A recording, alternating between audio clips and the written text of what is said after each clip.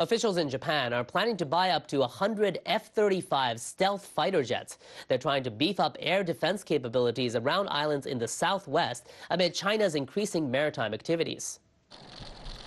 The F-35 is the product of a U.S.-led joint development effort involving 9 countries. The Air Self-Defense Force already has some F-35As. The Defense Ministry says it intends to purchase both F-35As and Bs. The F-35B can perform short-distance takeoffs and vertical landings. It can also be deployed on a type of multi-purpose ship the ministry plans to modify.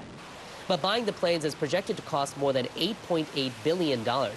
Given the severe fiscal situation, the government may face difficulties as it tries to arrange the purchase. The new planes will replace about half of the country's F-15s. The F-15 is currently the ASDF's mainstay fighter jet. Now, the U.S. Navy has conducted what it called a freedom of navigation operation near disputed islands in the South China Sea. The U.S. conducts these drills also to push back against China's increased presence in the region. The U.S. Pacific Fleet told NHK a guided missile cruiser sailed on Monday near the Paracel Islands. The islands are effectively controlled by China. Beijing claims most of the South China Sea as its own. The fleet says the operation's aim was to challenge excessive maritime claims and preserve access to the waterways. Beijing launched a protest on Friday. A foreign ministry spokesperson called on Washington to refrain from such provocative acts.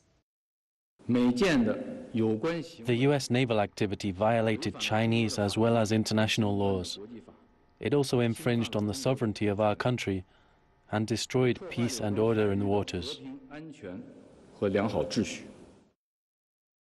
During a freedom of navigation mission in September, the U.S. military said a Chinese destroyer came dangerously close to one of its warships.